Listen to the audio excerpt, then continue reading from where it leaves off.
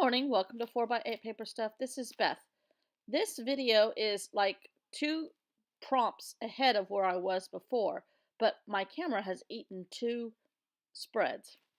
process videos. So I am just going to go with where I am. I'm a little bit discombobulated at the beginning, but I smooth out eventually. I printed out some of my quotes.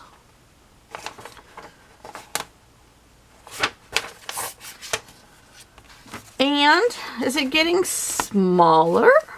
My pile of stuff that I have to use up. I'm actually not going to use this because I found something else to do with it. Now, what was it? I don't know. Very important though. Very important. Let's see. I mean, like the edges of stuff, those kind of things, admittedly, might end up in my Hobonichi for whatever.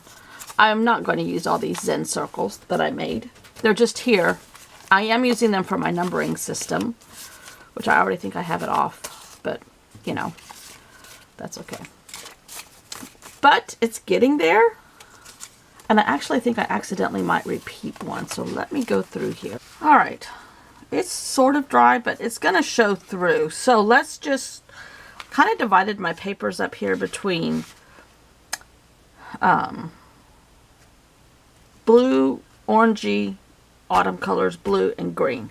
So, and this really shouldn't be in here because this is the little note that Olivia wrote to us, and I'm just going to put that in my Hobonichi. So I think what I'm going to do, these are some white pieces that I threw in this kit, and this includes some tags. So I think I am just going to paint or do something with these tags, cover it up, and do something like that. So, in fact, this keeps calling me right now. But then again, so does this. We're going a whole different direction with this. This is what happens when you make 2 of the same thing, right? Right. Blue, are you under here? I haven't done a talking as I'm going for a while just because I haven't had the time. I'm going to kind of show some of that green edging through. We're just going to leave that like it is, and then start using up some of this stuff because we're not moving here. The bag is still full.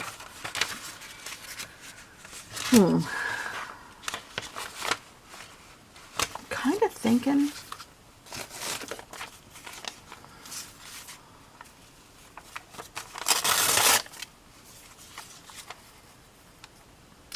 yep, that'll work. Ooh, the back sides are blank.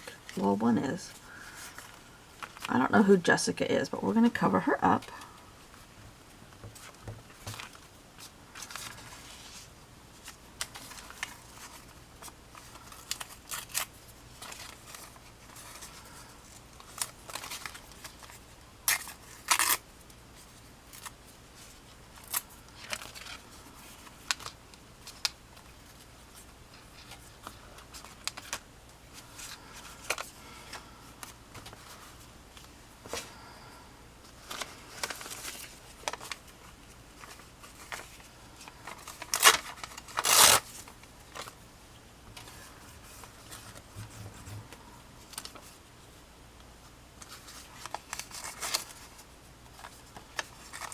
I don't like things perfect, in case you haven't figured that out. I might could part with these in my Hobonichi now.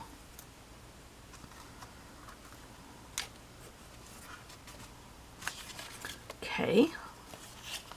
Let's do one more side.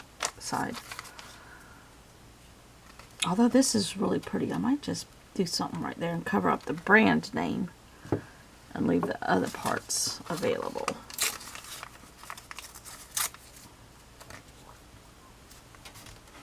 Because it says Girl's Best Love. And, you know, this is my best love. All this stuff. There.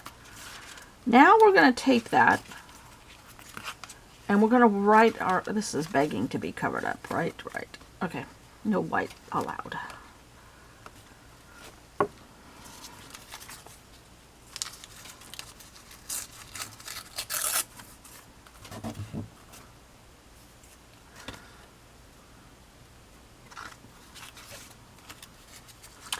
You know, I don't know if I've said this already. My mom's calendar on a normal day is covered up with all kinds of history and events that have happened in our family. We always tease her like Paul Newman's birthday's on there. She was always attached to Paul Newman. And Neil Armstrong, the day he walked on the moon, that was always, even when we were children, when it was happening, from then on in, it was on our calendar every year. And, why are these all whopper-jawed? There we go. Okay. And, as their doctor's appointments became more and more and more frequent, with both of them going in opposite directions, the last little bit I have been keeping my calendar on my phone and iPad.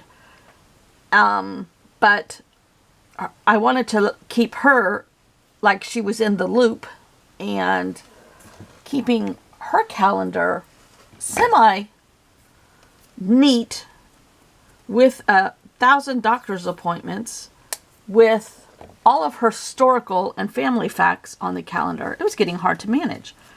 So I started color coding them, and I would just outline the square in blue if it was my dad's, pink if it was my mom's. This is a very high-tech system. And oh, that's great. Now we're going to write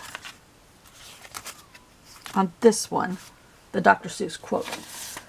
And then I would put, you know, in tiny writing, the time. And in my phone, so my mom only needed to know the time and who it was for. In my phone, I had the location, the doctor, any special instructions. And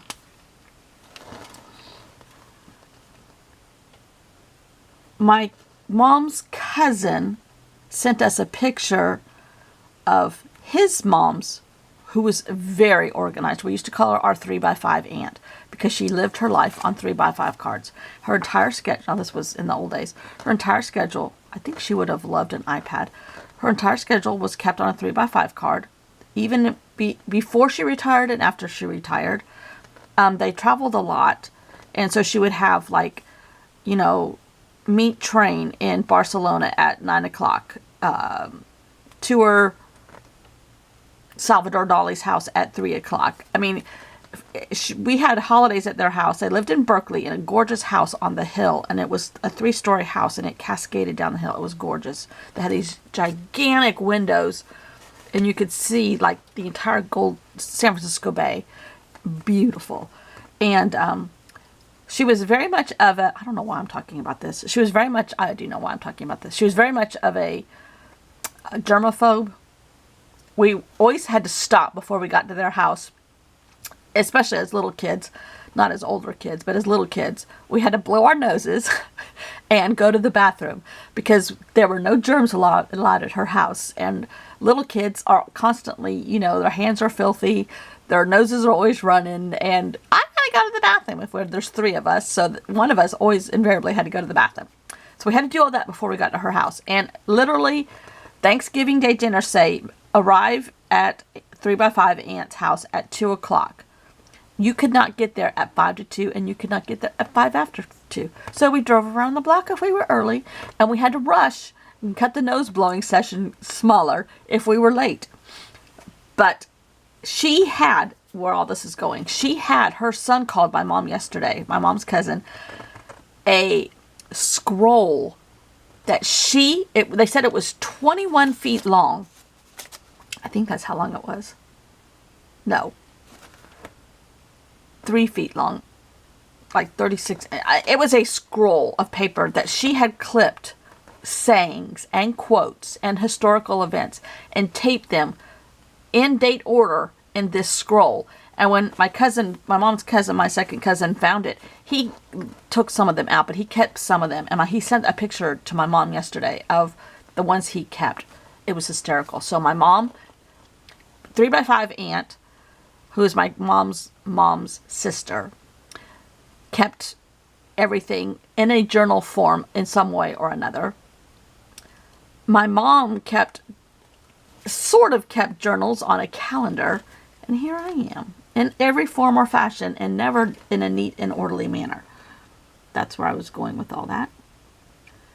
So don't cry because it's over. And this is exactly how we feel now. My dad hated all of the doctors poking and prodding at him, and he hated losing his dignity. Everybody in the whole wide world was, messing with parts that he never would have showed anybody. And he couldn't eat anything he wanted anymore.